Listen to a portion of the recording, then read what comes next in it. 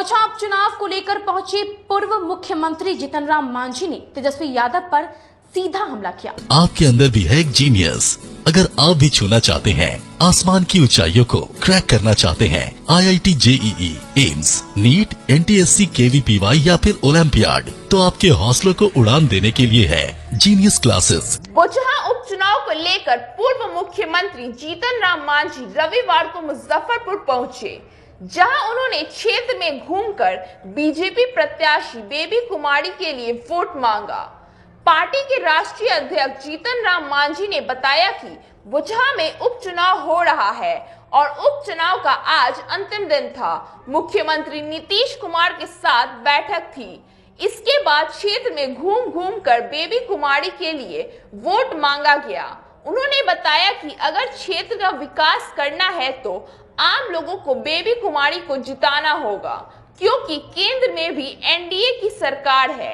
वहीं उन्होंने तेजस्वी यादव की ताबड़तोड़ रैलियां पर निशाना साधते हुए कहा कि तेजस्वी यादव 1 नहीं, 2 नहीं, 10 नहीं, 20 रैली करे, लेकिन किस नीति पर वह वोट मांग रहे हैं, खासकर उनके व उनके लोगों से आम लोग त्रस्त हैं। कहीं लूट और बलात्कार होती है तो उसी में इन भोलब रहते हैं। जमीन का गबन होता है तो उसी लोगों का हाथ रहता है। हर वारदात से लोग तबाह है। अगर उनकी सरकार होगी तो 2005 से पहले जो स्थिति थी उससे भयानक स्थिति हो जाएगी। उनकी लालटेन बुझ चुकी है। चूंकि 23 और 24 घंटे NDA लाइन दे रही है।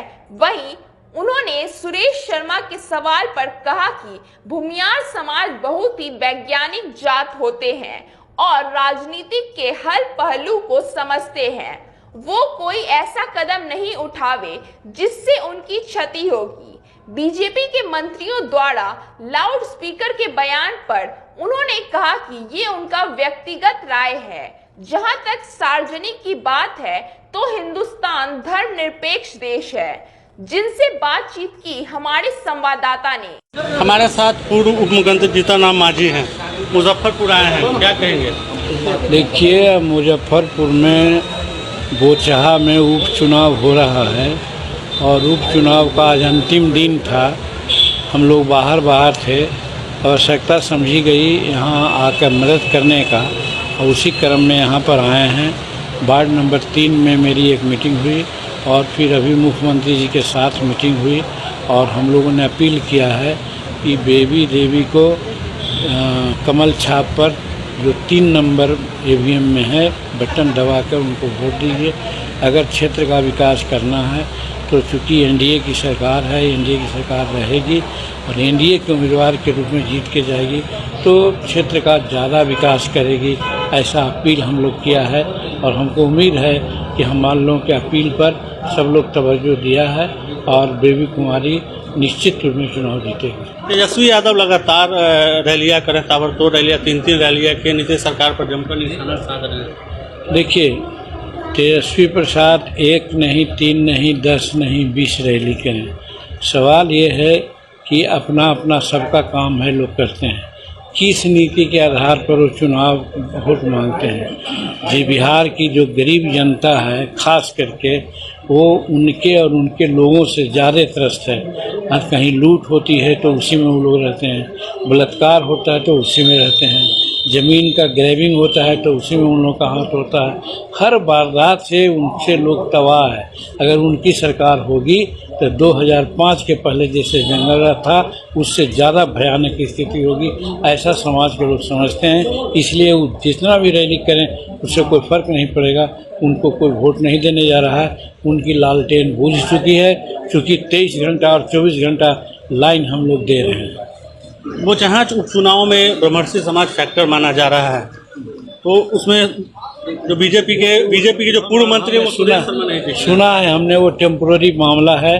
तो भूमिहार परिवार लोग बहुत वैज्ञानिक जात होते हैं और राजनीति के हर पहलू को समझते हैं। वो ऐसा कोई कदम नहीं उठावेंगे जिससे उनको क्षति होगी। इसलिए आपसी वो लोग टकराते हैं, आपसी बोलते हैं और स्वस्थ समाज में और सभ्य समाज में आपस में विचार विभिन्नता होनी चाहिए, विमर्श होनी चाहिए, लेकिन नतीजा यही होगा कि सब लोग एनडीए को वोट देंगे। एक आखिरी सवाल, बीजेपी के मंत्री लगातार लाउड स्पीकर पे जो सवाल खड़ा कर रहे हैं, इस पर आप क्या कहेंगे? देखिए, उनका व्यक्तिगत राय है, अभी ऊपर ही लोग हमसे पूछा है तो वो उनका व्यक्तिगत राय है। जहाँ तक सार्वजनिक का सवाल है तो हिंदुस्तान धर्मनिरपेक्ष राज्य है, यहाँ का संविधान धर्मनिरपेक्षता की बात करती है। तो ऐसी परिस्थिति में हम घड़ी घंट बजावें, हम शंख बजावें और दूसरा अजान न पढ़े, ये कहाँ की बात है। इसे अपने अपने ढंग से सभी धर्मों को धर्म पालन करना, धर्म का अनुसरण करना, ये हमारे संविधान में छूट है, उसी के अनुसार ये लोग काम करते हैं। तो जब तक हिंदुस्तान का ये संविधान लागू रहेगा तब तक जिस प्रकार की कार्रवाइयाँ हो रही है होती रहेगी। और अगर कुछ ऐसा बोलते हैं तो उनका वो व्यक्तिगत राय है, न कि पार्टी और एनडीए की राय। बेबी कुमारी के जिससे कितने स्वस्थ हैं आप? हम अभी आज जैसा हमने देखा और जिस प्रकार से जनता मुखातिब हुई है, हम समझते हैं कि 110% घमासान्वित है कि बेबी कुमारी जीतेगी। चलिए, तो ये थे पूर्व उप मुख्यमंत्री जीतन राम मांझी, मुजफ्फरपुर बीजेपी प्रत्याशी बेबी कुमारी के समर्थन में पहुंचे थे। आज शाम 5 बजे तक ही चुनाव प्रचार प्रसार होगा और ये बेबी कुमारी की जीत का दावा किया है। मैं अपने सहयोगी रोशन के साथ सोनू शर्मा, सिटी न्यूज़ मुजफ्फरपुर।